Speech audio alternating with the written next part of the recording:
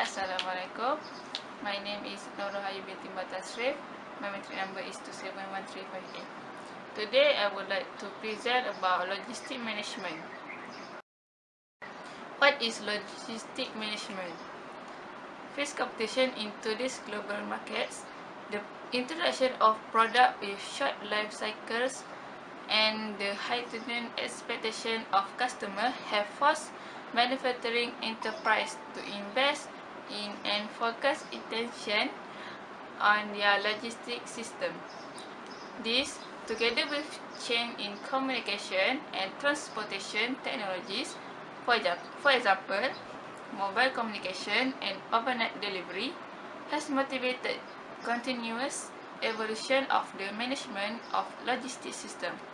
In this system, items are produced at one or more factories, shipped to warehouse for intermediate storage, and then shipped to retailers or customers. Consequently, to reduce cost and improve service level, logistics strategies must take into account the interaction of these various levels in this logistic network. This network consists of suppliers, manufacturing centers, warehouse, distribution centers, and retailers' outlets, as well as raw materials, work in process inventory, and finished product that flow between the facilities. For example, distribution network configuration. Consider the situation where several plants are producing products serving a set of geographically dispersed retailers. The current set of warehouses is deemed to be inappropriate, and management wants to reorganize and redesign the distribution network. This may be due, for example, to changing demand patterns or the termination of a leasing contract for a number of existing warehouses. Next, production planning. A manufacturing facility must produce to meet demand for a product over a fixed finite horizon. In many real-world cases, it is appropriate to assume that demand is known over the horizon. This is possible, for example, if orders have been placed in advance or contracts have been signed specifying deliveries for the next few months. Production costs consist of a fixed amount corresponding, say, to machine setup costs or times, and a variable amount corresponding to the time it takes to produce one unit. A holding cost is incurred for each unit in inventory. Example number 3, inventory control. Consider a retailer that maintains an inventory of a particular product. Since customer demand is random, the retailer only has information regarding the probabilistic distribution of demand. The retailer's objective is to decide at what point to reorder a new batch of product and how much to order. Typically, ordering cost consists of two parts: a fixed amount independent of the size of the order, for example, the cost of sending a vehicle from the warehouse to the retailer, and a variable amount dependent on the number of product ordered. Example number 4, cross-docking. Walmart recent success story highlight the importance of a logistics strategy referred to as cross-docking. This is distribution strategy in which the stores are supplied by central warehouse, which act as coordinators of the supply process and as transshipment points for incoming orders from outside vendors. Next, integration of inventory and transportation. A warehouse serves a set of retailers with a variety of products.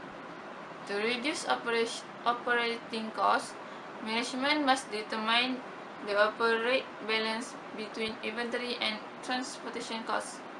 The trade-off is clear. Frequent trips between warehouse and retailer means each shipment is small, inventory costs are low, and transportation costs are high. Infrequent trips entail large shipments, high inventory costs, and low transportation costs. Next, vehicle fleet management. A warehouse supplies product to a set of retailers using a fleet of vehicles of limited capacity.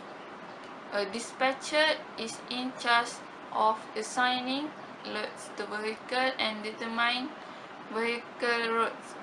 First, the dispatcher must decide how to partition the retailers into groups that can be feasibly served by a vehicle, that is, whose loads fit in a vehicle.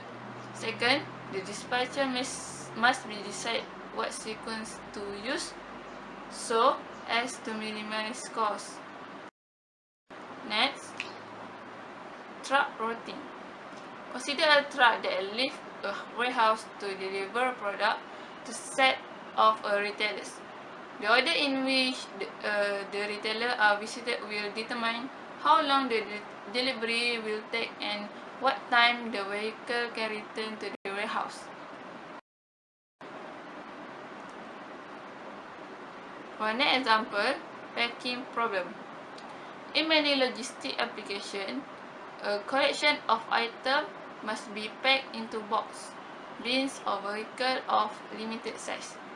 The objective is to pack the items such that the number of bins used is as small as possible.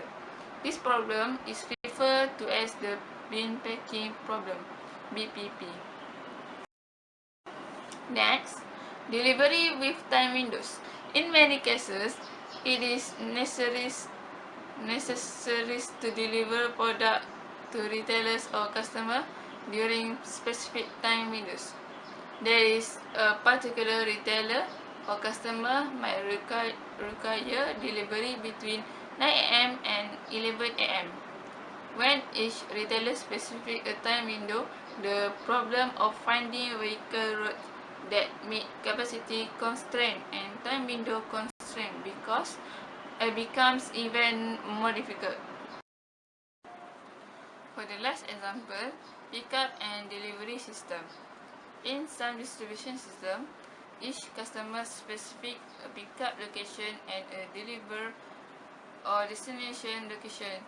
The dispatcher needs to coordinate the pickup and delivery of the product so that each customer pickup or delivery pair is handled by a single truck and the total distance traveled is as small as possible. Thus, a truck route must satisfy the vehicle capacity constraint, the time window requirement for each pickup and delivery, and must guarantee that a pickup is always performed before its associated delivery. In conclusion, logistic management focuses on the management of daily operation concerning the final product of the organization. Logistic management main aim is to allocate the right amount of a resource of the right time. It is also ensuring that it gets to the set location in a proper condition while delivering it to the correct internet or external customer. So that's all from me. Thank you.